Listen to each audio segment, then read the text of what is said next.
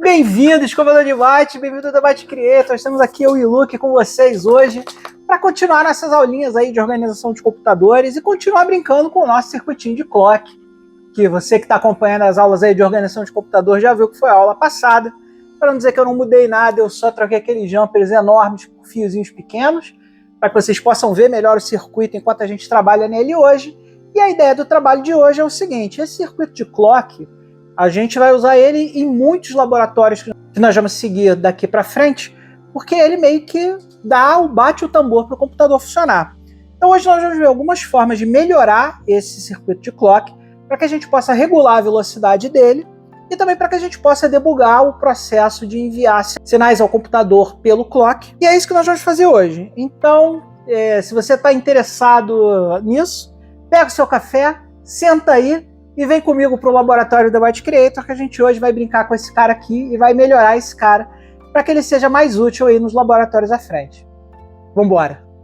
Então vamos lá, pessoal, vamos começar aqui alimentando o nosso circuito de clock, ligando ele, e vocês vão ver que ele está brincando aqui em um determinado período. Ele fica apagando e acendendo, e a gente já falou na última aula que isso funciona pelo tempo em que essa resistência permita que esse capacitor seja carregado e descarregado.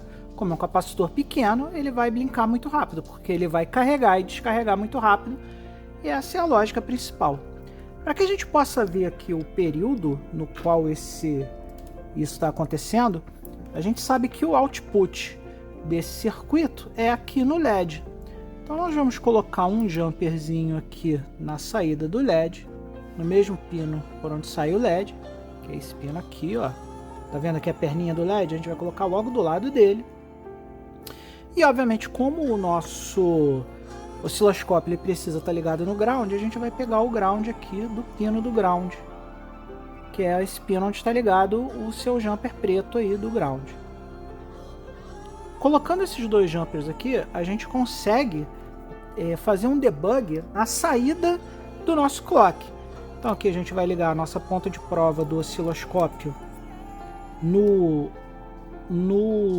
ground do circuito, e a gente vai ligar a ponta de prova propriamente dita na saída. E aí, como a gente mede isso com o circuito ligado, a gente vai obviamente ligar o circuito aqui e vai ligar o nosso osciloscópio.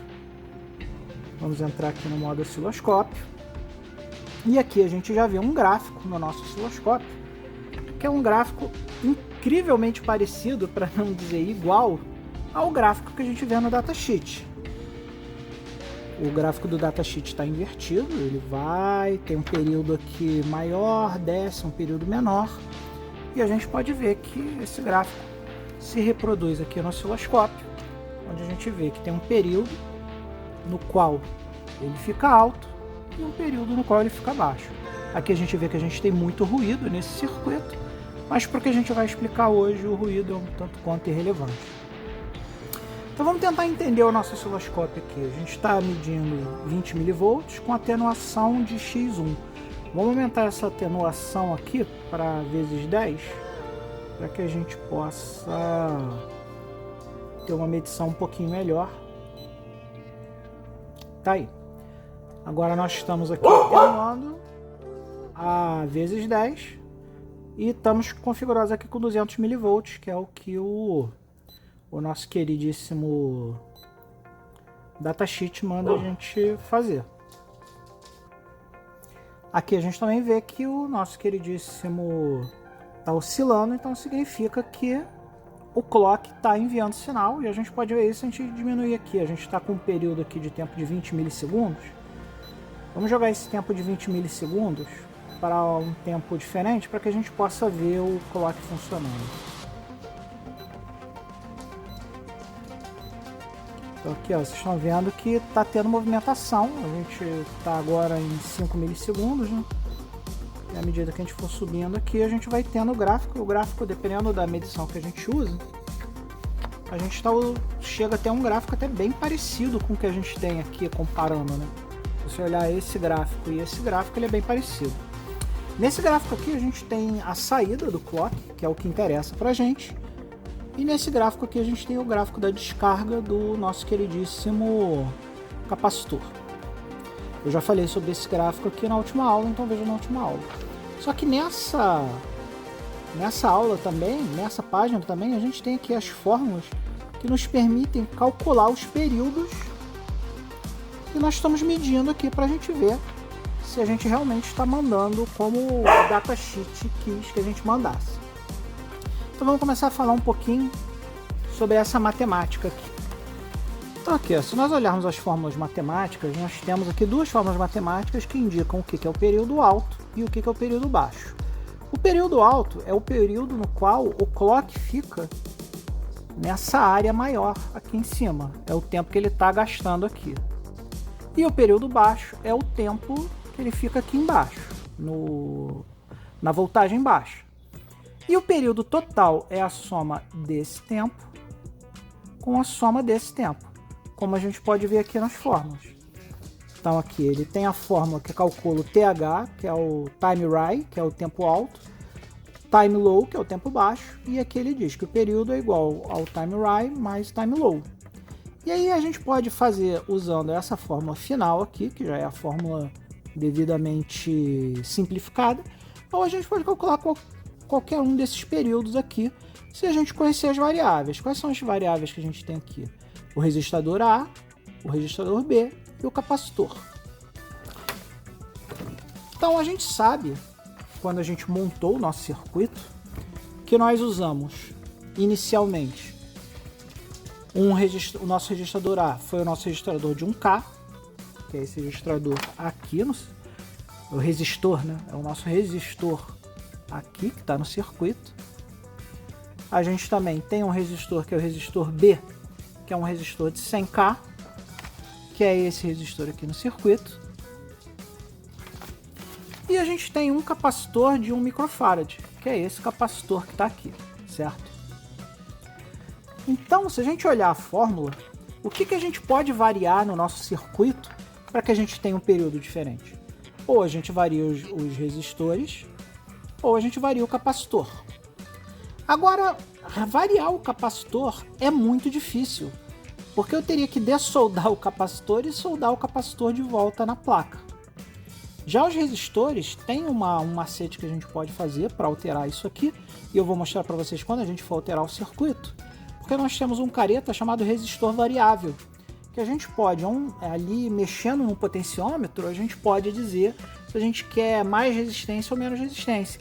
E é esse cara que a gente vai adicionar ao nosso circuito. Então, só para a gente fazer a validação aqui do circuito, eu sempre, quando eu gosto de fazer essas coisas matemáticas, eu gosto de colocar os números nas suas devidas ordens de grandeza para que a gente não cometa erro de cálculo, né? A gente não faça igual o Sheldon Cooper, que foi procurar o super pesado lá, leu a tabela errado e deu problema, né? Para a gente evitar que isso aconteça com a gente, nós vamos escrever o que é cada coisa. 1K é 1024, só que para padrões de eletrônica a gente chama de 1000, né? Então, 1K é igual a 1000, 100K é igual a 100.000, porque é 100 vezes 1K, que dá 100.000, e 1 microfarad é 0 ponto seguido de mais 5 zeros, então são 6 zeros e 1, então isso aqui é 1 microfarad. E aí a gente pode simplesmente substituir isso na fórmula.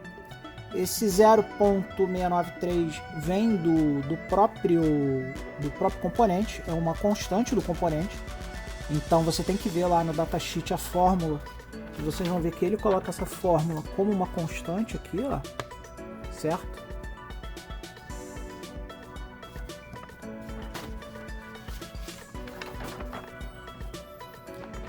E esses são os valores. 1K é 1000, então, por exemplo, aqui, ó, RA mais RB é igual a 100.000 mais 1000. Então, 100.000 mais 1000 dá 101.000. Multiplicado pelo capacitor, que é 0,00006 zeros e 1. E aí a gente chega a uma taxa aqui de 0,069. Zero aqui a gente está na casa dos milhas. Então, o período, esse aqui é o cálculo do período alto. O nosso período alto está por volta de 70 milissegundos. Então vamos ver isso aqui. Nessa escala aqui de 50 milissegundos, é uma escala muito alta. Vamos baixar para uma escala de 20 milissegundos aqui. E vamos começar a analisar. A gente viu lá que aquela era a fórmula do período alto. Então aqui, ó, 20, 40, 60 e quase metade de mais 20, que daria 10. Ele está oscilando um pouco por causa do ruído de tudo, mas a gente vê, beleza, a matemática bateu. Por que a matemática bateu? Lembra que cada quadradinho desse são 20 milissegundos pela escala do osciloscópio? Então, 20, 40, 60, mais um pouquinho menos de 10, a gente pode dizer que é 9. 20, 40, 60 mais 9, 69 microsegundos. Que foi exatamente o valor que a gente achou aqui no período alto. E agora a gente tem que calcular o período baixo. O período baixo é a constante vezes o registrador B vezes o C. O registrador B é o de 100K, que a gente sabe que é 100 mil. O capacitor C é igual a 1 microfarad.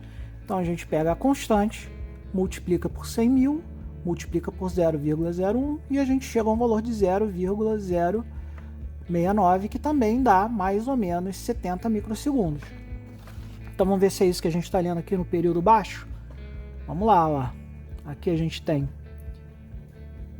um pouco mais de 10, ou seja, isso, a gente tem aqui aproximadamente 11, mais 20, 40, 60. Então aqui a gente está medindo aproximadamente 71. E aí a gente vê que sai um pouco da diferença da matemática. Primeiro porque esses componentes não são perfeitos, a gente não está no mundo perfeito, mas ele está dentro daquele limite de 10%. Então a gente pode dizer aqui que a gente não bateu exatamente na vírgula, mas a gente está muito próximo. E a diferença é por conta de repente, ruído aqui na eletricidade, ou componentes que não são perfeitos. Então a gente conseguiu ler o período baixo e conseguiu ler o período alto. E obviamente esse período total aqui, ele tem que ser a soma dos dois períodos. E a soma dos dois períodos é 0,069 mais 0,69, que dá um total de 2 de 9, 18, 138. Então vamos lá, pessoal. Como nós já vimos na matemática, a única maneira de variar esse circuito seria trocando aqui o capacitor, que nós já vimos que é uma opção ruim, ou trocar aqui os nossos resistores. Então eu vou puxar aqui esse resistor de 100K que nós temos aqui. Vamos tirar ele do circuito, lembrando que ele liga os pontos 6 e 7 aqui do TMS do oscilador 555. E agora nós vamos substituir esse cara aqui, que é um resistor comum, pelo potenciômetro, que é esse cara aqui. É o famoso resistor variável. Então a primeira coisa que a gente vai fazer é entender como é que esse resistor variável ele funciona no circuito. Então aqui, ó, como vocês podem ver, ele tem 3 perninhas, né? E essas 3 perninhas, 2 delas são as pontas do potenciômetro, que indicam o menor e o maior valor possível. E esse cara aqui, esse ponto central, está ligado ao potenciômetro. Então, à medida que eu vou mexendo aqui, eu vou diminuindo a base de contato da resistência, fazendo com que ela fique mais ou menos resistente, dependendo de qual pino que eu estou usando. Então aqui, para facilitar, eu vou colocar esse resistor aqui. A gente pode até medir esse resistor, porque eu acredito que ele seja de 1K, mas essa leitura aqui não está muito legal. Então vamos usar o nosso multímetro para medir qual é o tamanho desse resistor aqui, desse potenciômetro. Então vamos lá, pessoal, vamos começar a medir aqui o nosso resistor para ver qual é o tamanho dele. Se a gente quiser ver a capacidade total de um potenciômetro, né, um resistor variável, a gente mede ele de ponta a ponta, tá? Então a gente mede aqui para cá, e aí a gente está vendo aqui que esse cara aqui está dando 0,89. Ele deveria ser de 1K, mas como é um componente de baixa qualidade, ele está lá na média E pra gente não vai fazer tanta diferença, então vamos usar ele mesmo, apesar dele não estar batendo lá. Eu acho que ele ainda está dentro da margem de segurança do componente, mas vocês veem que está bastante fora da margem total do componente, tá? E aí, para a gente medir o quanto a gente está de resistência, a gente mede a partir do ponto central, que é esse aqui, ó. Então, se a gente medir desse ponto central para esse ponto aqui, vocês vão ver que a resistência dele tá dando aqui 0,81, ou seja, não tá dando aquele limite máximo, mas ele tá próximo do final aqui. Então vamos mexer um pouquinho num ponto mais central, só para a gente ver a variação da resistência. Então aqui agora ele já está em 60, a gente mexeu um pouquinho para a direita. E qual é a diferença desse ponto para esse ponto? É só a diferença de para que lado você quer que rode o potenciômetro. Porque isso aqui, na verdade, ele tem... Imagina como se ele fosse uma agulhinha e ele estivesse andando sobre o meio resistente. Então, quando você move ele, você, na verdade, você está andando com a agulhinha dentro do meio resistente para dizer quanto de meio resistente você quer usar para diminuir a velocidade da corrente. Então, agora vamos implementar esse cara no nosso circuito para que a gente possa variar o nosso clock mexendo no potenciômetro. É mais ou menos a mesma lógica que a gente usa quando a gente quer trocar a luminosidade de alguma coisa com o potenciômetro, ou mais comumente, né, quando a gente quer aumentar ou diminuir o volume de um aparelho de som, por exemplo, que usa um potenciômetro para isso. Então vamos escolher aqui um lugar bacana que a gente consiga mexer o potenciômetro. Vou botar ele aqui, ó. Preste atenção nos pinos que você vai usar. E aí nós vamos usar um jumper aqui, ó, para ligar aqui o pino 6, que é o pino que a gente usa, que tem essa conexão azul aqui, né? Então vamos ligar o pino 6 no centro, no pino central, que é esse aqui. Vai ser esse aqui. E outra conexão que a gente vai fazer agora é o seguinte: nós precisamos de um valor mínimo. Porque acontece, se eu girar esse cara todo para o lado, ele vai dar 0. E 0 é um curto. Então, para a gente impedir que o nosso circuito tenha um curto, nós vamos colocar um valor mínimo aqui na saída, para que quando eu colocar aqui o potenciômetro no valor 0, ele faça no mínimo essa resistência aqui. E esse resistor é um resistor de 1K. Então eu vou colocar esse resistor de 1K aqui, ó, no pino de cima do potenciômetro, e vou ligar aqui no pino 7.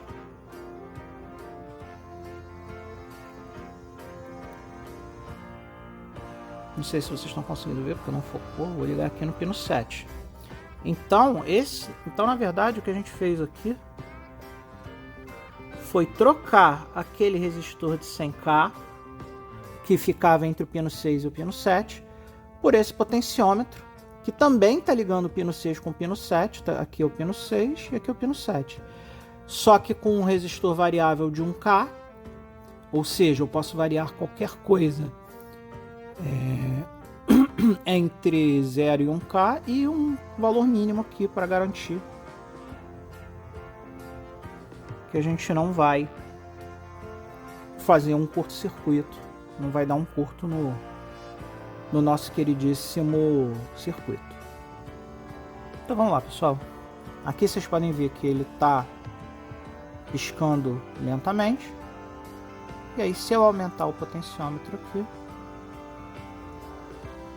vocês vão ver que ele vai começar a piscar mais rapidamente. Tá vendo como está acelerando? Está bem mais rápido, ó. Agora eu vou virar mais um pouquinho aqui, ó. Ó como ele está bem mais rápido. E agora eu vou virar aqui. Agora aqui, ó, ele já está quase atingindo o valor máximo. Aí aqui ele atingiu o valor máximo.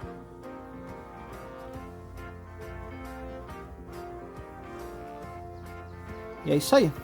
Esse aqui é o nosso circuito de clock pronto, para que ele tenha um resistor variável e a gente possa ajustar. E no futuro, quando a gente precisar debugar os nossos circuitos, se a gente quiser olhar mais devagar o que ele está fazendo, a gente bota aqui no valor mínimo. E se a gente quiser que ele ande rápido, a gente aumenta aqui. Vamos ver isso acontecendo no multímetro?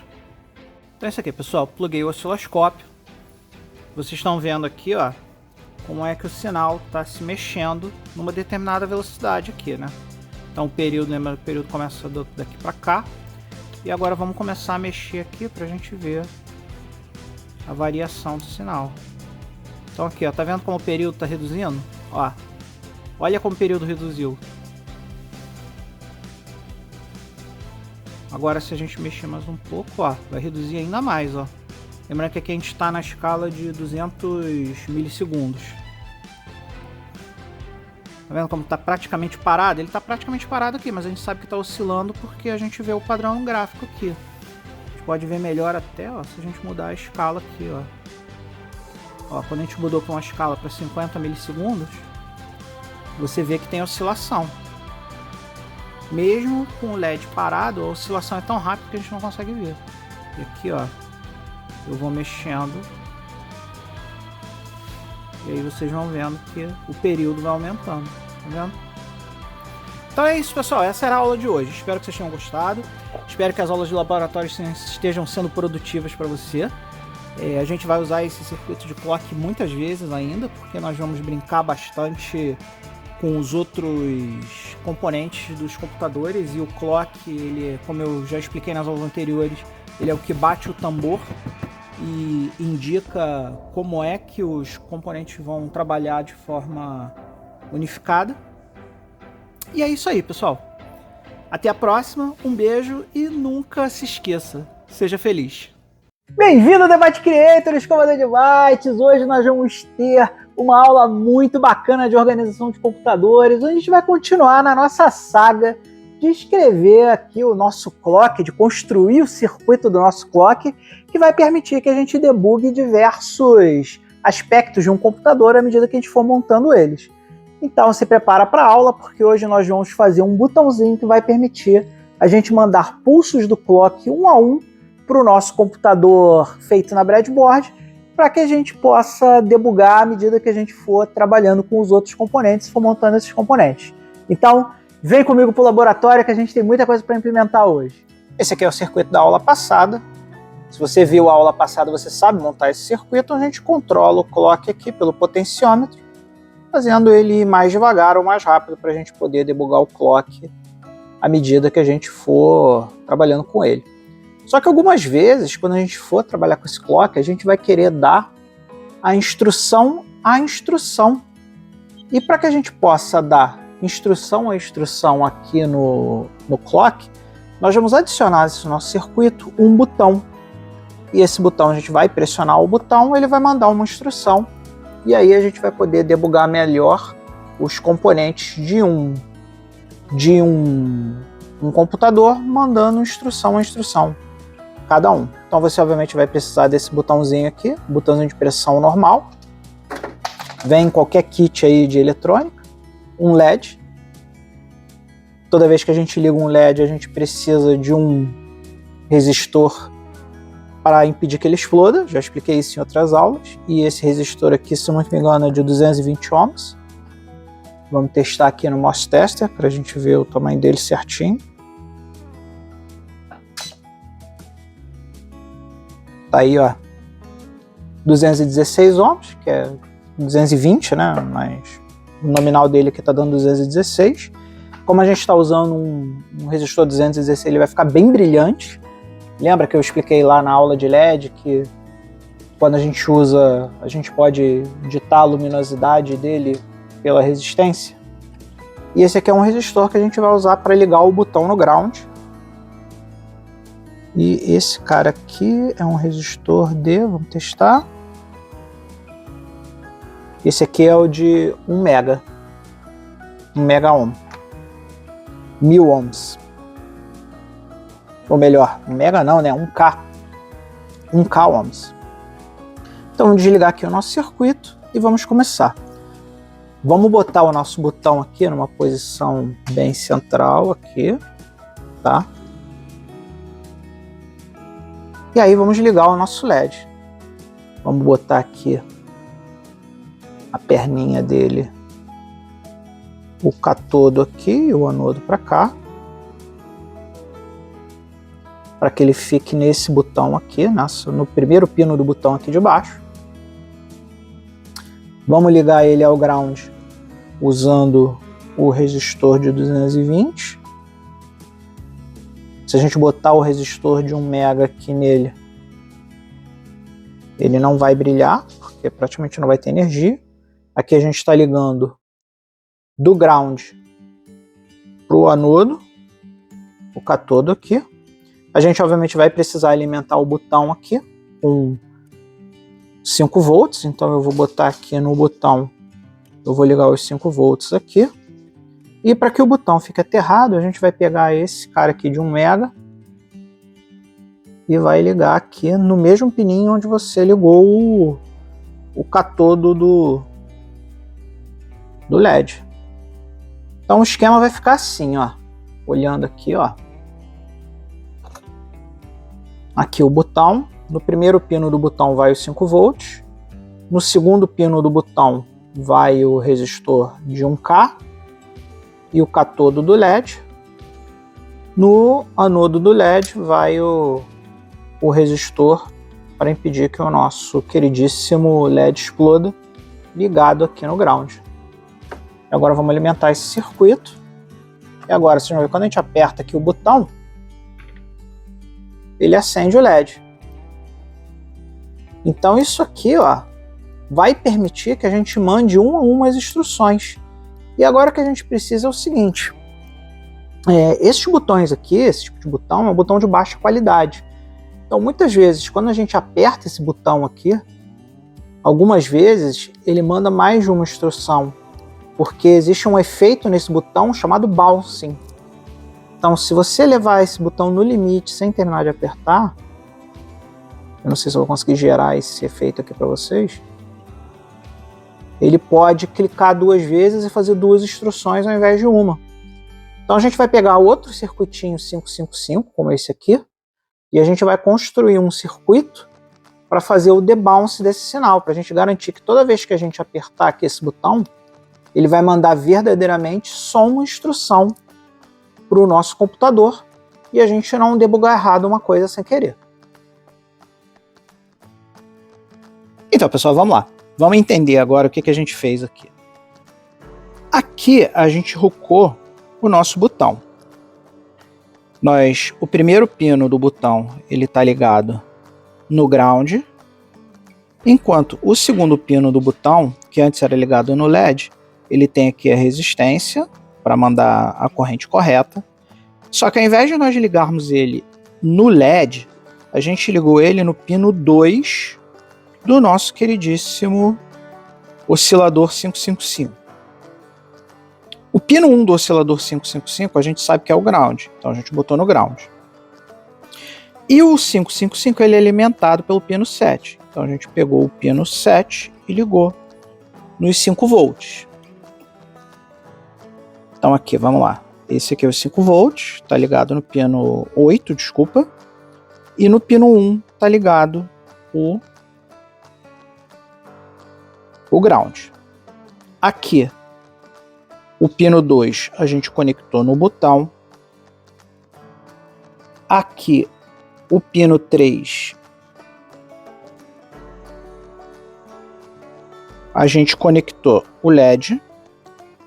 O pino 4 não tem conexão nenhuma por enquanto. Lembrando que toda vez que a gente conecta o LED, a gente precisa botar uma resistência. Esse aqui é aquele resistor de 220 para impedir que o LED exploda. Aqui no pino 5 a gente não conectou nada. A gente conectou o pino 6 ao pino 7. E no pino 6 a gente colocou um capacitor de 1 microfarad.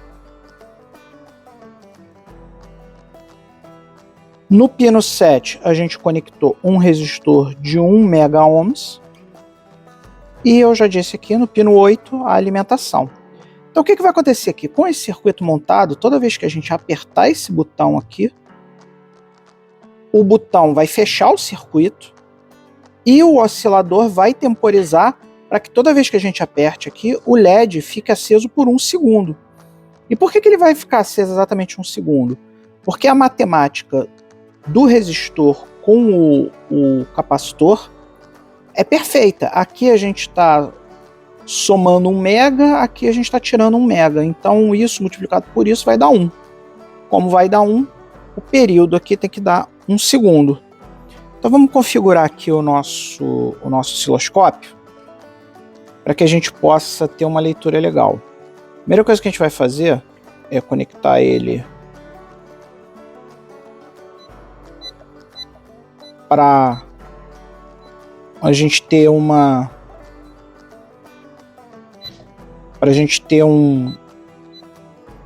uma atenuação de 10x, que a gente está com atenuação de 1x só, então vamos apertar aqui.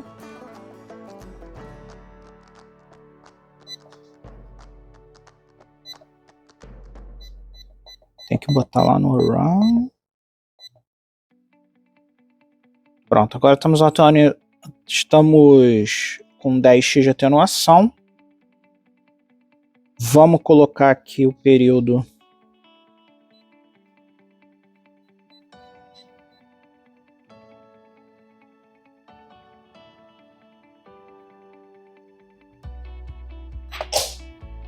para 1 segundo.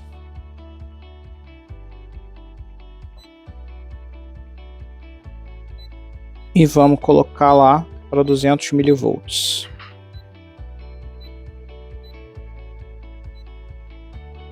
E agora vamos dar o run.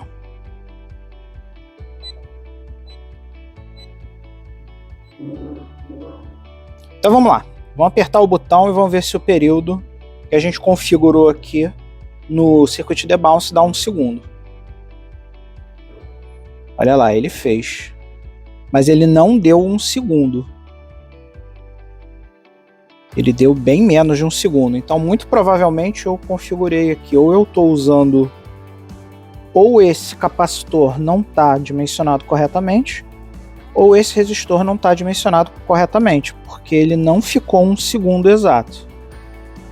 Mas aqui, ó, vocês podem ver que mesmo apertando, ele não está ficando 1 segundo.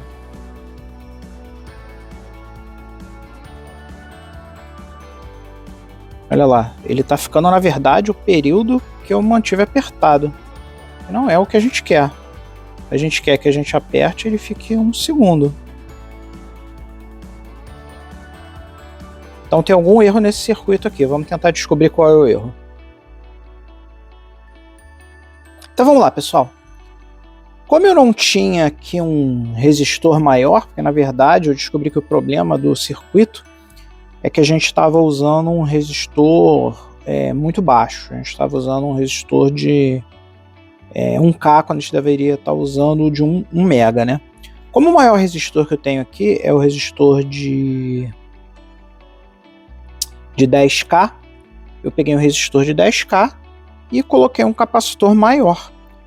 E aí, fazendo a matemática desse capacitor com esse resistor, a gente conseguiu o tempo de 1 segundo que a gente queria. Então aqui, ó, eu vou apertar o botão e vocês vão ver que o período está quase 1 segundo ali, ó. Que é o que a gente queria desde o início. Então, quando a gente apertar o botão, a gente sabe que ele vai temporizar por pelo menos 1 segundo. E aí a gente garante que a gente não vai ter o bouncing, porque o circuito 555 está garantindo que cada pressionada de botão vai ter pelo menos 1 segundo. E é isso, e é esse o efeito que a gente queria conseguir com esse circuito de hoje. E aí, galera, gostaram da aula de hoje? Acho que vocês curtiram, sim, porque hoje vocês aprenderam a configurar o nosso oscilador 555 nos seus 2 modos principais, o modo estável e o modo monostável. E agora nós temos um clock quase que praticamente funcional para que a gente possa continuar a estudar os outros componentes do computador. Falta muito pouco. Na próxima aula nós vamos aprender como trocar de um modo para o outro apertando uma chavinha. E aí a gente vai conseguir finalmente passar para os outros componentes do computador e usar o nosso clock para mandar instruções para esses outros componentes e debugá-los para que a gente possa entender melhor como eles funcionam. Aproveitando que hoje a aula só teve 12 minutinhos, foi uma aula muito rápida, nós também vamos aproveitar para fazer aqui um anúncio da galera dos amigos do Retrópolis, porque a RetroRio vai acontecer aí nos dias 9 e 10 de junho. Para quem não sabe, a diferença da RetroRio para a MSX Rio é que a RetroRio ela é mais abrangente. Você não leva só computadores da linha MSX. Você leva computadores da linha TRS-80, Amigas, Amstrad, TK-90. Então, quem quiser conhecer esses computadores aí diferentes, né? Diferentes não só... Vai ter MSX também, se você curte... Se você é igual a mim, tarado pela MSX e quer ver MSX, vai ter MSX. Mas se você gosta de Apple, se você gosta de MC1000, se você gosta de Color Computer, vai ter um pouquinho de cada coisa lá exposta. Então, só para dar o serviço aqui, a RetroRio vai ser das 10 às 18 horas, nos dias 9 e 10 de junho. Eu, do The Byte Creator, vou estar presente no dia 9 de junho. E ele vai ser no mesmo lugar de sempre, vai ser no Lar do Meyer, que fica na Rua Garcia Redondo, 103, no Caxambi. A entrada é gratuita, mas se você quiser expor um computador ou quiser botar uma banquinha para vender seus retrogames, suas retrotralhas, tem que entrar em contato com a galera do Retrópolis e fazer a solicitação da mesa lá pelo site deles, e tem uma taxinha lá que você paga para ter a mesinha. Então, para vocês aí que acompanharam o vídeo de hoje, muito obrigado. Para você que vai comparecer à RetroRio, bota aqui nos comentários do canal, vou comparecer na RetroRio sim. E de repente a gente troca ideias, se vocês quiserem tirar dúvidas de programação, dúvidas sobre qualquer coisa, eu tô em dúvida ainda do que vou levar ou não, eu tô em dúvida se vou levar o Amiga 1200 ou se eu vou levar o Turbo R A1ST, mas independente do que eu for levar, eu vou estar lá e a gente vai poder bater papo. Então, um grande beijo e, acima de tudo, nunca se esqueça, seja feliz. Bem-vindo ao Laboratório de Informática do The Byte Creator, meu queridíssimo escovador de bytes. Hoje nós estamos aqui para dar continuação na nossa aula de organização de computadores e nós já vimos aqui o nosso circuitinho de clock. A gente já criou ele em 2 estados, a gente já criou aqui no estado monostável e já criamos no estado não estável o nosso clock, onde aqui a gente tem o estado não estável, onde ele fica blinkando, ou seja, nenhum dos 2 estados é estável, e o modo estável é o modo dele desligado, e quando a gente aperta o botão ele liga, por isso que é o modo monostável. Hoje nós vamos começar a criar o circuito que vai nos permitir, ao nosso computador feito na placa de prototipação, escolher qual dos 2 clocks ele vai usar. Mas para a gente possa fazer isso, hoje nós vamos ter que criar um outro estado, o último estado do processador 555, que é o estado biestável, ou seja, a gente vai ter uma chavinha como essa aqui, onde a gente vai ligar essa chavinha na protoboard e apertando o botão ele vai ficar no modo ligado e desligando o botão ele vai ficar no modo desligado. E aí sim nós teremos o último modo do temporizador 555, que é o modo biestável. Então vamos lá, galera, vamos para a aula que hoje tem muita coisa para a gente aprender e vamos tocar o burro. Então, pessoal, o primeiro desafio que a gente vai ter que superar aqui quando a gente estiver falando disso é que a nossa chavinha que nós vamos usar, que é essa chave aqui, ela não encaixa diretamente aqui na protoboard, tá vendo? Se a gente tentar colocar ela na protoboard, ela não tem o tamanho ideal para entrar na protoboard entre as 2 linhas, como a gente vai precisar. E a gente vai precisar porque esse botão ele atende a 2 ligações. Então aqui a gente tem, ó, por exemplo, esses 3 caras aqui. Esse aqui é o ground, esses 2 é para cada estado. Então, por exemplo, um lado desse é para quando ele está fechado, o outro lado é para quando ele está aberto. E eu tenho um segundo set de botão independente que também é controlado pelo mesmo botão. Então, para que a gente consiga colocar isso aqui na protoboard, nós vamos precisar usar alguns pinos. Uns pinos como esses aqui. Então o que a gente vai fazer? A primeira etapa da nossa montagem vai ser soldar esses pinos aqui na chave, para que a gente possa colocar esses pinos na protoboard direitinho e a gente possa encaixar a chave direitinho na protoboard. Então, pessoal, para começar a preparação, a gente vai pegar aqui os pininhos, vai prender aqui com o alicate e vai vir aqui, vai prender aqui com o alicate E com um outro alicate aqui, um alicate de ponta, a gente vai pegar aqui e vai quebrar até que a gente consiga fazer os 6 pininhos que a gente precisa para nossa chavinha. Nossa chavinha vai precisar de 6 pinos. Então aqui eu já separei 2 e nós vamos repetir esse processo aqui até que a gente tenha 6 pinos prontos para ser soldados lá na chavinha.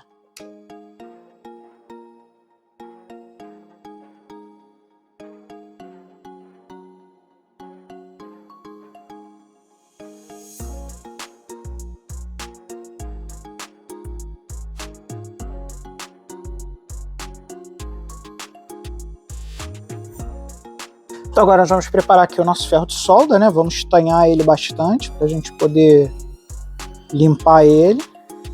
Lembrando que a esponja vegetal tem que estar úmida, né?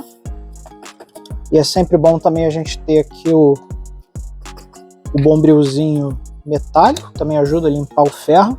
E nós vamos estanhar bastante o ferro, porque a gente vai ter que estanhar aqui os pezinhos da chavinha. Então você vai fazer o contato e vai dar um blobzinho de solda em cada um dos pezinhos.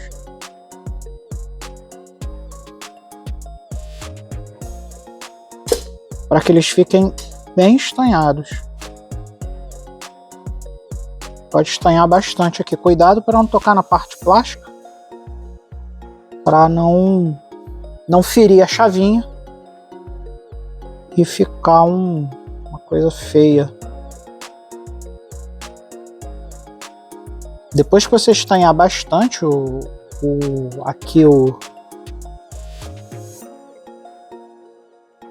as perninhas da chave, tome cuidado para não fechar contato entre as perninhas. Aí o que a gente vai fazer? A gente vai estanhar também, que a gente vai usar uma pinça, né? Vai colocar a parte menor aqui e vai dar um toque.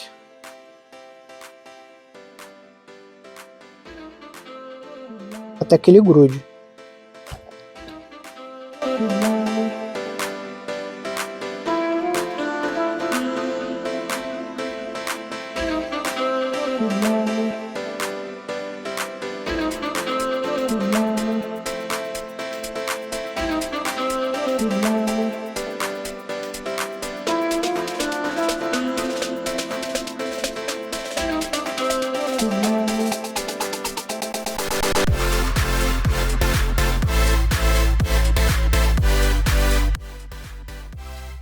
Ficou bem torto, mas a ideia é essa.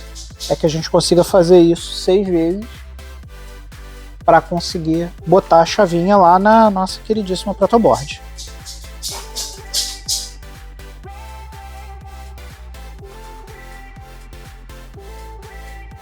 Ih, acho que eu quebrei a chave.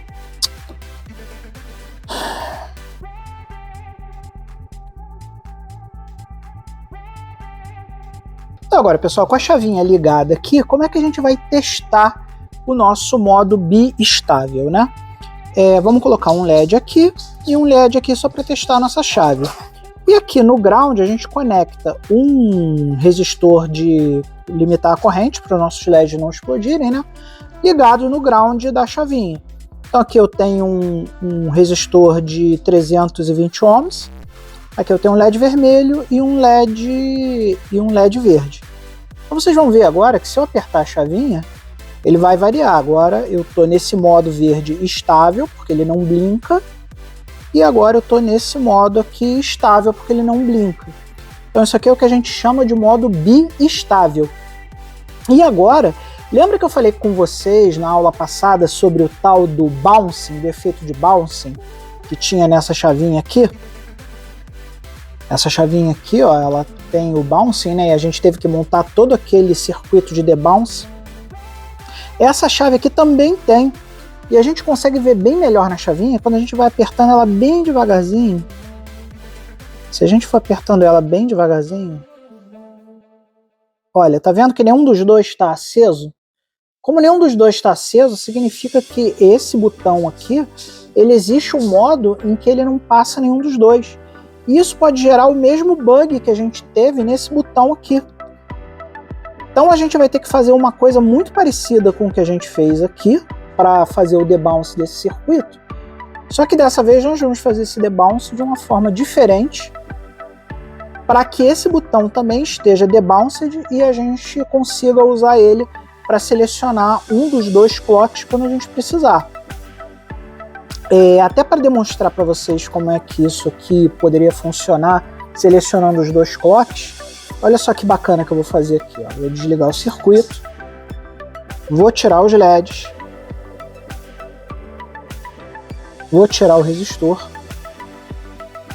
e vou pegar aqui um jumper só para ligar ele no ground aqui.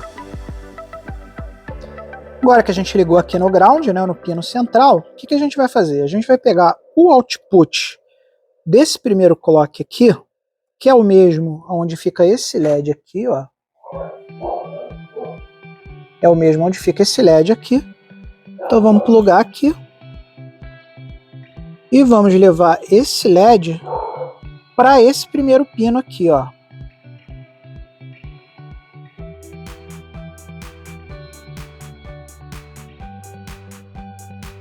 E vamos pegar o output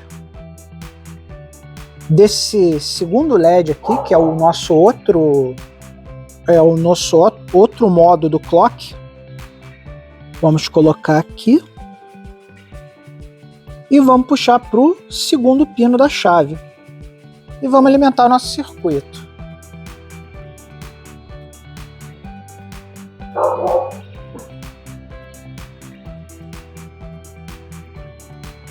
Olha aqui agora, como eu apertei a chave, eu estou usando esse clock aqui. Se eu apertar aqui, ó, nada acontece. Esse clock aqui não acende, tá vendo? Agora, se eu trocar a chave e apertar o botão, ele acende. Tá vendo? Ó? Ele acende. Então aqui, ó, nós já podemos selecionar que clock nós queremos usar de acordo com a chavinha que nós apertamos. Só que, obviamente, isso aqui não está debounced e a gente vai ter que fazer na próxima aula, porque nesse momento a nossa aula acabou, um circuito aqui que permita fazer o debounce desse cara e permita fazer os outputs deles saírem desse botão. Então é isso aí, pessoal. Espero que vocês tenham curtido a aula de hoje, que tenha sido legal. Esse circuito ainda vai evoluir um pouco mais, a gente ainda vai trabalhar nele para que a gente possa ter a lógica toda bonitinha aqui do clock, da seleção, debounce, de tudo direitinho.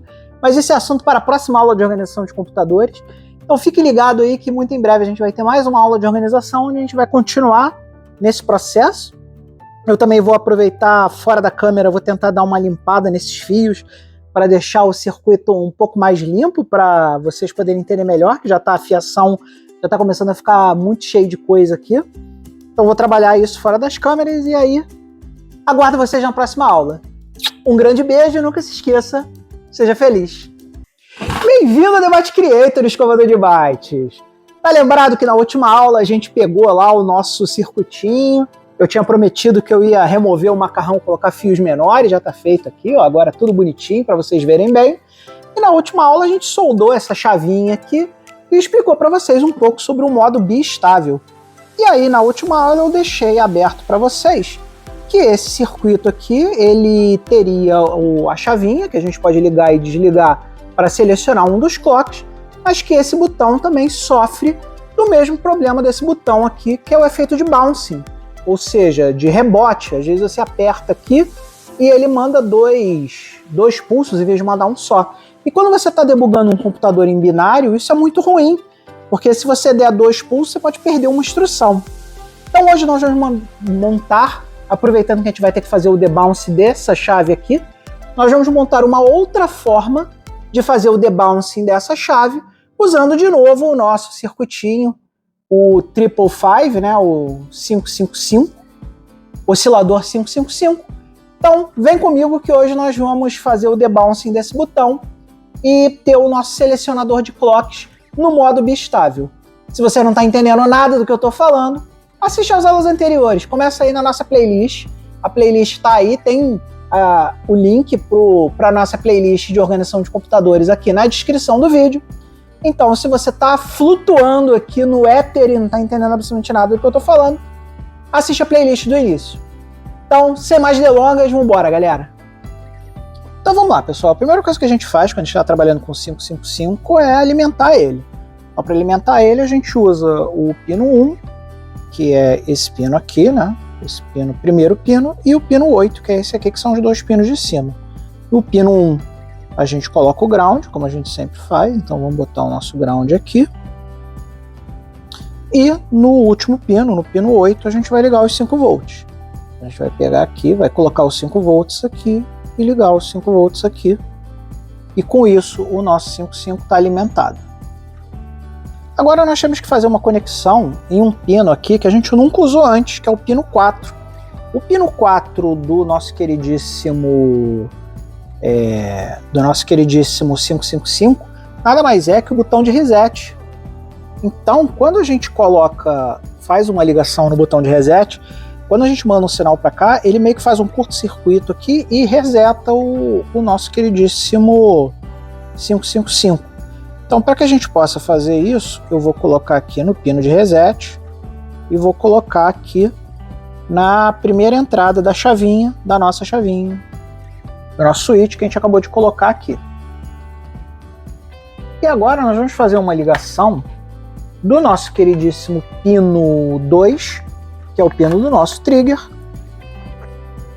para segunda entrada aqui da nossa chavinha. Então a gente vai colocar aqui no pino do trigger, que é o pino 2, que é esse pino aqui, e vamos ligar ele na terceira perninha da chavinha aqui, porque aí quando a gente setar ou desetar aqui, quando a gente, na verdade aqui no circuito hoje, aqui dentro do 555, tem uma coisa que a gente chama set reset, um circuito de setar e resetar. Eu vou explicar isso mais tarde, quando a gente tiver o circuito montado, então fica tranquilo que eu vou explicar tudo isso para vocês com calma, tá? Mas o que vocês precisam saber agora é que dentro do 555, que é esse cara aqui, existe um SR LET, um Set Reset LET. E nós vamos usar ele para fazer o debouncing de hoje. Então ligamos aqui. E é claro que a nossa chavinha também tem que estar aterrada. Então aqui no pino central da chavinha, o pino do meio, você também vai ter que conectar esse pino central no terra. Então vamos aterrar ele aqui também, certo? Uma coisa que a gente quer nesse circuito é que o pino 2 e o pino 4 recebam 5 volts se não houver um reset, para a gente garantir que eles vão estar recebendo 5 volts. Para isso, nós vamos usar 2 resistores de 1K. Nós vamos colocar um resistor de 1K ligado entre os 5 volts e o pino 2. E nós vamos pegar outro resistor de 1K e vamos ligar entre o pino 4 e os 5 volts. Aí vai ficar ligado aqui. Esse aqui ficou pequeno. Eu vou trocar aqui. Esse aqui que está grandão aqui. Então agora já peguei outro resistor de 1K aqui. Eu torci as perninhas dele para ele ficar legal. E vou colocar ele aqui no pino 2. Então vamos ligar 5 volts no pino 2. Então aqui, tanto no pino 2 quanto no pino 4, eles têm que estar recebendo 5 volts aqui. Então a gente bota um resistor para garantir que eles vão receber uma voltagem adequada, 1K aqui, para te garantir, e ligado nos 5 volts para garantir que esses dois pinos vão receber 5 volts, exceto quando o pino de reset estiver ativado. Quando o pino de reset estiver ativado, o SR LET vai cuidar disso. Agora vamos ligar o outro lado do circuito. O pino 6 é o nosso limitador, que dizia lá quando a gente vai carregar e descarregar as coisas. Só que dessa vez a gente não vai carregar nem descarregar nada, então a gente não precisa do pino. Toda vez que a gente não precisa do pino, a gente aterra ele. Então esse aqui é o pino 5, esse aqui é o pino 6. Então vamos aterrar o pino 6 aqui. Vamos ligar ele no ground para aterrar ele. Então pino 6 aterrado, pino 5 ligado nos 5 volts.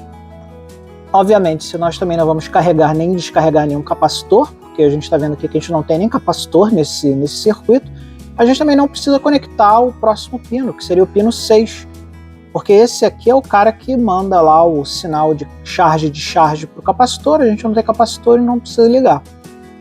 Então temos aqui desse lado, vamos ter os 5 volts, o ground e o nosso capacitorzinho para remover o ruído que a gente vai botar agora.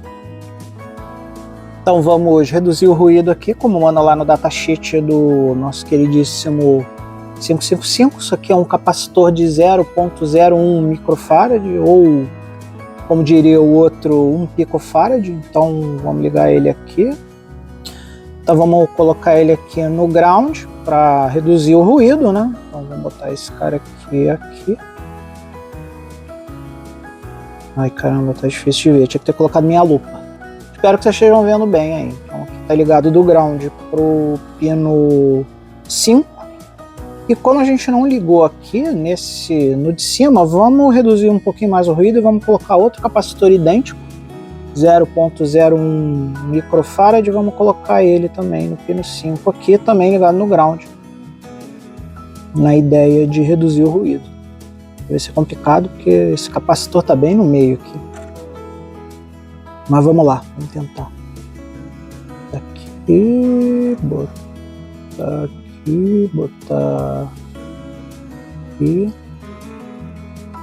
Se vocês quiserem também reduzir ainda mais o ruído, vocês podem botar um capacitor desse também aqui nas fontes de eletricidade, que também vai reduzir um pouquinho o ruído. Mas como isso aqui é só para mostrar o clock para vocês, acho que a gente não precisa, acho que a gente vai reduzir o ruído demais. Agora vamos ligar esse circuito na elétrica e vamos testar se está tudo funcionando direitinho. Circuito devidamente conectado na elétrica. Agora vamos fazer o seguinte, vamos botar um LED no output desse cara aqui, para que a gente possa ver o que ele está mandando. Então esse cara aqui vai ter que ter um LED também. Como a gente já usou verde aqui para os dois, vamos escolher uma corzinha diferente. Vamos pegar um LEDzinho vermelho aqui e vamos conectar esse LEDzinho na saída desse cara aqui, que vai ser a saída final.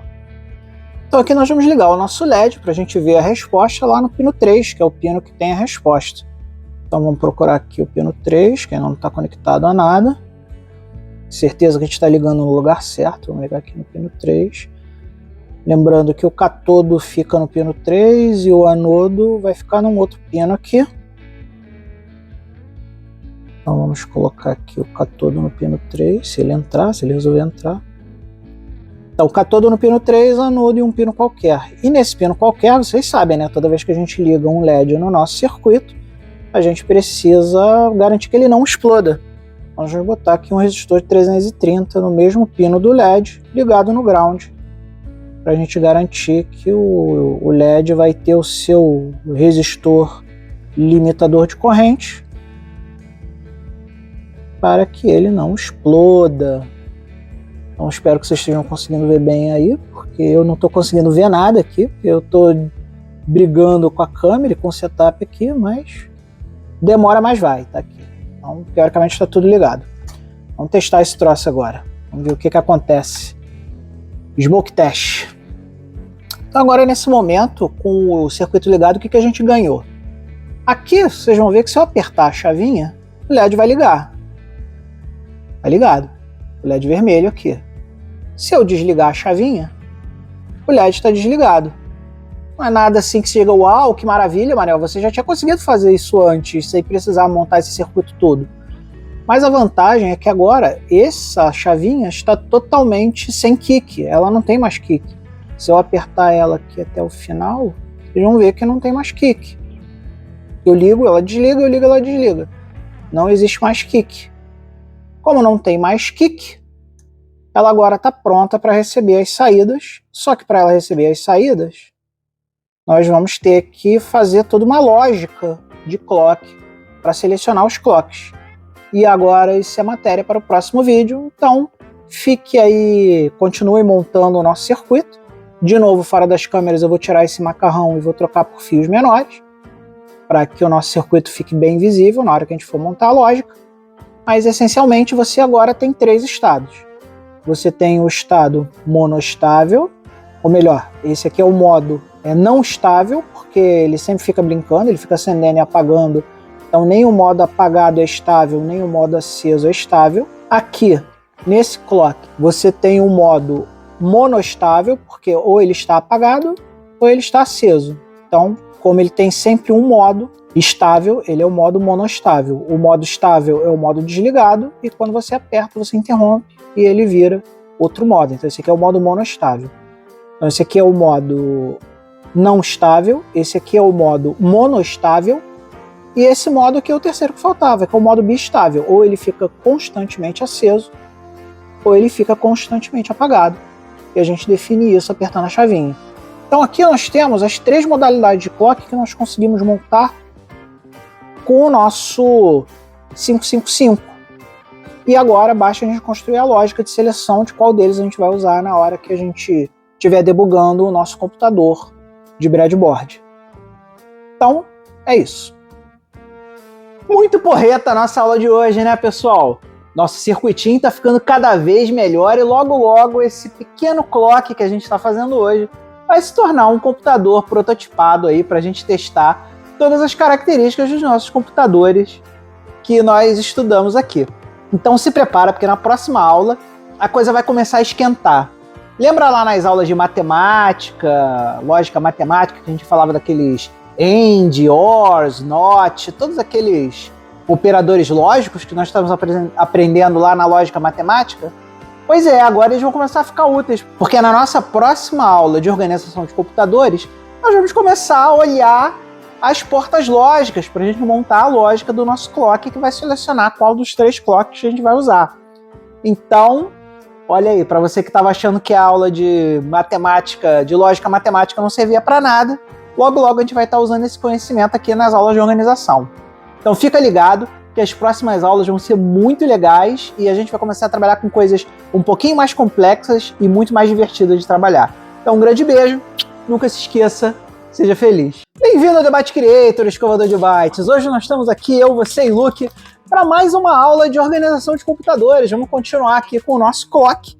E hoje nós vamos fazer uma coisa muito bacana, muito legal, porque nós vamos fazer uma verdadeira aplicação prática de toda aquela groselha que a gente aprendeu lá na lógica, lá nas aulas de lógica matemática. A gente falou sobre AND, OR, NOT.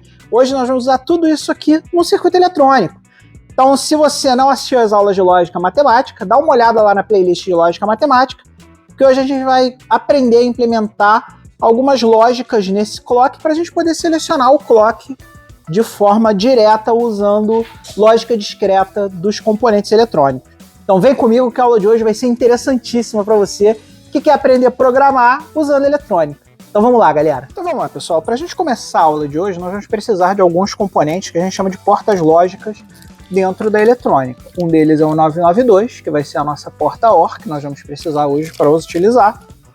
Nós vamos precisar do 614, que é a porta lógica AND, que nós também vamos precisar para o circuito de hoje.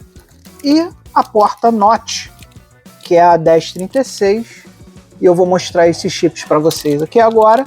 E vou, inclusive, além de mostrar esse chip para vocês, eu vou colocar aí na descrição do vídeo o nome completinho dos chips que vocês vão precisar pedir para poder montar o circuitinho de vocês.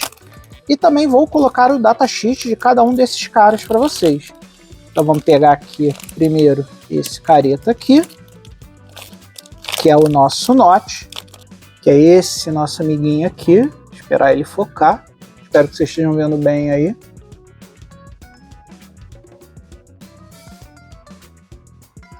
A descrição dele, do part number dele e do nosso queridíssimo datasheet vai estar. Então vou separar ele aqui para ele ser o nosso NOT. Além desse cara, nós vamos usar a porta OR, que vai ser esse caretinha aqui.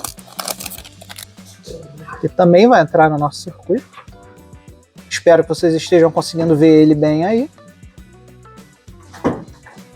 Esse cara aqui vai ser o nosso OR.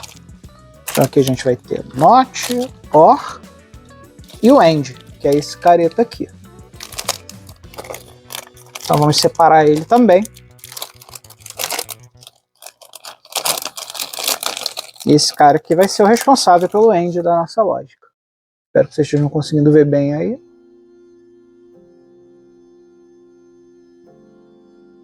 Não sei se os focos ficaram legais. Espero que sim. Vamos começar a entender agora como é que nós vamos usar esse cara aqui no nosso circuito para a gente poder selecionar um dos três aqui quando a gente quiser, na hora que a gente quiser. Então vamos lá, pessoal, vamos começar a montagem do nosso amiguinho aqui. Trouxe uma protoboard de ajuda para a gente poder entender melhor. E aqui, ó, aqui eu instalei o nosso chip, o nosso inversor ou a porta NOT. E como é que a gente funciona aqui nesse cara? Se a gente ver a pinagem aqui, ó, o pino 1 e o pino 8 são respectivamente a alimentação e o ground. Então aqui, se a gente olhar, ó, o primeiro pino, que é esse pino aqui, a gente colocou 5 volts nele para alimentar. E nesse último pino aqui, que é o pino 8, a gente colocou o ground para alimentar. E aqui nós colocamos um LED no nosso queridíssimo pino 2. Por que a gente colocou no pino 2? Se a gente olhar aqui a pinagem desse cara, o pino 2, que é esse cara aqui, ó, ele é a saída invertida do A. E o A é o pino 1. Minto, é o pino 3. Então, o que entrar no pino 3 vai ser invertido no pino 2. Então o LED está ligado aqui para a gente ver se ele realmente está invertendo a carga que entra aqui. E aqui, ó, a gente colocou no pino 2. Espera aí que eu soltei aqui. E aqui, ó, a gente colocou no pino 2, alimentado direto no 5 volts. Então aqui, ó, como ele está recebendo 5 volts aqui, ou seja, a voltagem está alta aqui, o LED está no 0. Ou seja, se ele está recebendo um 1 aqui, ele está invertendo para o 0, ou seja, o LED está desligado. Agora vamos fazer o seguinte, vamos desligar esse cara aqui. E olha que legal, a gente desligando esse fio, vocês vão perceber que o LED está aceso. E por que o LED está aceso aqui? O LED está aceso aqui porque nós fizemos o favor de não alimentar nada no pino 3, e por não estar alimentando nada no pino 3, ele inverte. Então, como ele está recebendo 0, ou seja, ele não está recebendo corrente, ou está recebendo corrente baixa, aqui ele vai mandar corrente.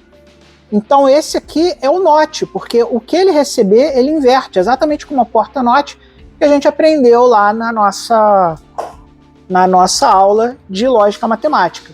E como vocês podem ver, a gente tem vários inputs aqui, né? Então cada input desse é relativo a uma saída. Então se eu usar os pinos corretos, eu posso inverter a carga que eu estou recebendo aqui.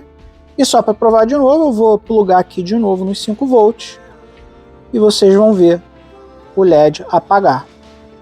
Viu? Apagou, galera. Agora vamos para o segundo chip, que é o SN74HC32N. Vamos procurar lá o datasheet dele e vamos ver como é que ele funciona. Vamos colocar ele aqui no protoboard e vamos ver ele funcionando. O SN4HC32 é uma entrada de 2 inputs, ou seja, ele vai ter 2 entradas e uma saída. Ele tem 4 entradas dessa e faz o OR, e é o mesmo OR que a gente faz lá na lógica matemática. Então aqui nós temos a pinagem dele, e inclusive aqui, ó, a gente tem até o desenho do OR gate aqui, ó. Toda vez que você vê num circuito eletrônico esse desenho aqui, esse desenho é o desenho do OR. Então aqui, ó, se a gente olhar a pinagem dele, ele recebe os 5 volts no pino 14, o ground no pino 7 E aqui, ó, ele tem 3 pinos para cada OR que existe nesse chipzinho. Então aqui o pino 1 é a entrada A, o pino 2 é a entrada B e o Y é a saída desse primeiro conjunto aqui. Então vamos testar isso na prática agora, montando ele lá usando os pinos 1, 2 e 3, 7 e 14. Vamos lá. Vamos lá, vamos começar a montagem, pessoal. Como nós sabemos, os primeiros pinos que a gente tem que alimentar é o ground, que fica no pino 7. Então vamos aproveitar esse cara aqui, vamos botar ele no pino 7, que é esse pino aqui.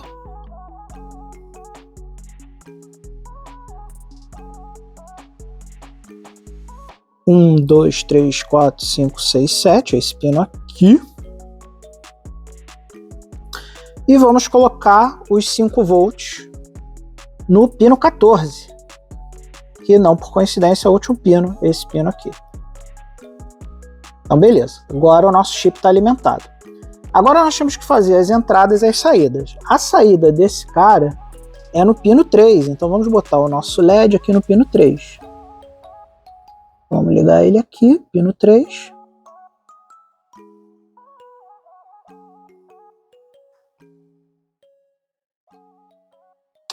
E agora, vamos ligar aqui, como ele é um OR, vamos ligar um ou 1, né? Então a gente vai precisar aqui de uns 5 volts aqui, ou seja, a gente está entrando 1 aqui. Ou melhor, vamos colocar 1 aqui e 0 no outro e vamos ver o que ele responde.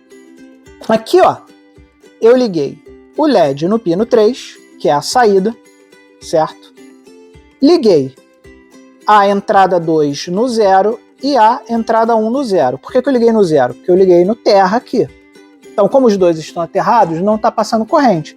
Então, nesse momento, eu estou passando 0, 0 e o LED está apagado, porque quando a gente fala de OR na lógica matemática, 0 ou 0 é igual a 0.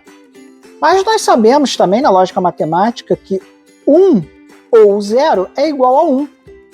Então, se eu pegar este cara aqui, que é o meu primeiro input, e colocar na corrente, se eu colocar na corrente, o 1 passando corrente e o 2 não passando corrente, aqui a gente tem 1, porque tem corrente passando aqui, aqui a gente tem 0, 1 ou 0 é igual a 1, então o nosso LED acende. E se a gente fizer a mesma coisa com a entrada 2, por exemplo, se a gente pegar esse 2 aqui e passar para ele 1, vocês vão ver que ele vai continuar aceso. Por quê? Porque 1 ou 1 é igual a 1. Então vamos lá. 1 ou 1 é igual a 1. 1 ou 0 é igual a 1.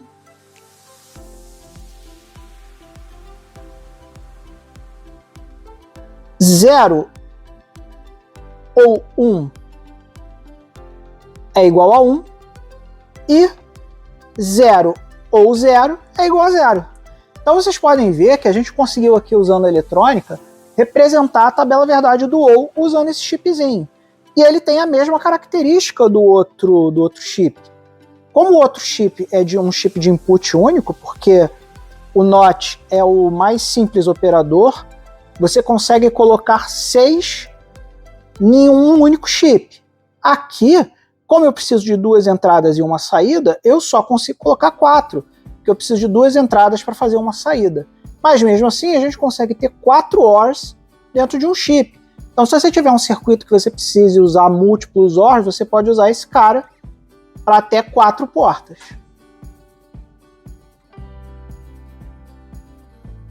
Então, pessoal, nós já falamos sobre a porta NOT, já falamos sobre a porta OR, e agora nós vamos falar sobre a porta AND, que é o terceiro componente que nós vamos usar, que é esse nosso amiguinho aqui, que eu vou mostrar para vocês agora, que é o SN7-4HC08N. Esse cara aqui, ele faz a mesma coisa que a porta OR, só que ele vai fazer com a porta AND. Então aqui nós vamos ter um AND. E sempre lembrando para vocês, quando a gente for colocar na protoboard, a gente tem que colocar o chanfro virado para o mesmo lado, para a gente não fazer bobagem. Então vou botar ele aqui na protoboard, nas pinagens, e vocês vão ver que a montagem desse cara é idêntica à montagem do nosso queridíssimo OR, porque os chips são extremamente similares. Se a gente for lá no datasheet do nosso queridíssimo chip, o SN4HC8, que também é um AND gate com quatro AND gates de 2 inputs, ou seja, vocês vão ver que a única diferença desse cara aqui para o cara anterior é o desenho que está aqui dentro. No outro chip, o desenho era o desenho da porta OR, agora é o desenho da porta AND. Então, se você olhar esse desenho aqui, um circuito eletrônico, esse desenho é do AND. Então, ele tem 4 portas AND aqui, que a gente pode usar nesses pinos, e a lógica é exatamente a mesma. Então, a gente tem aqui um pino de entrada, outro pino de entrada e um terceiro pino para fazer a saída. Então, se a gente quiser usar esse AND aqui, a gente tem que usar os pinos 1, 2 e 3. E a alimentação também é idêntica, porque o ground também fica no pino 7 e o VCC, ou seja, a alimentação também fica no pino 14. Então, quando a gente for montar esse cara aqui, como é que a gente vai montar ele? Nós vamos colocar aqui no pino 7, nós vamos colocar o ground, como nós fizemos na última montagem. Nesse pino aqui, ó,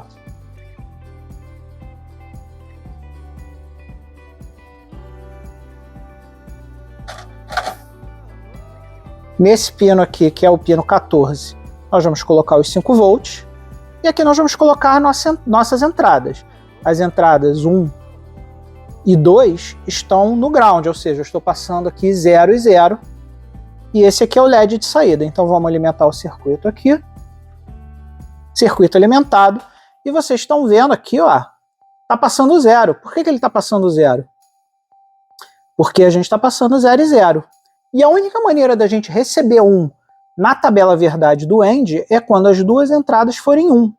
Então, por exemplo, se eu pegar aqui a entrada 1 e jogar no 1, vocês vão ver que vai continuar apagado, porque eu estou passando 1 e 0. E se eu fizer a mesma coisa com a 2, vocês vão ver de novo que está apagado, porque a gente está passando 0 e 1. Agora vamos ver o que acontece quando a gente passa 1 e 1. Quando a gente passa 1 e 1 aqui, olha só que legal, o LED acendeu. Por quê? Porque ele está fazendo 1 e 1 é igual a 1 na tabela verdade. Então tá aqui, se você quer conhecer melhor essas tabelas verdade, vai lá na aula de lógica matemática, não deixa de assistir não. Lá eu explico as tabelas verdade de cada um dessas portas lógicas e a gente vai usar esse conhecimento aqui na montagem desse circuito. E agora que você conhece os 3 gates que nós vamos utilizar no circuito, nós estamos prontos para a próxima aula. Porque na próxima aula nós vamos combinar esses 3 caras, só que em vez de usar os inputs diretos aqui, nós vamos usar os inputs do nosso circuito. E usando os inputs do nosso circuito, a gente vai poder selecionar qual clock que a gente quer usar, usando esses 3 gates aqui. Gostou da nossa aula de hoje, escovador de bytes? Então, continue na nossa playlist. Você vai adorar a continuação da nossa playlist, porque hoje nós apenas apresentamos os gates, ou os CIs lógicos, para construir lógica usando componentes eletrônicos. E essa é só a pontinha do iceberg, porque na próxima aula nós vamos começar a combinar esses caras com o nosso circuito de clock, para a gente montar um seletor de clock muito bacana. Então, pessoal, continue na playlist. Se você não viu os outros vídeos da playlist, começa do início, assiste tudo. Assiste também os vídeos de lógica matemática, vai ter link aqui na descrição do vídeo para a playlist Lógica Matemática e para a nossa playlist aqui de organização de computadores. E nós vamos construir coisas muito legais, sempre aprendendo um pouquinho mais a cada 20 minutos. Então, um grande beijo para você que está acompanhando os nossos vídeos, para você que está dando like, comentando, compartilhando o vídeo com seus amigos. E não se esqueça, acima de tudo, seja feliz.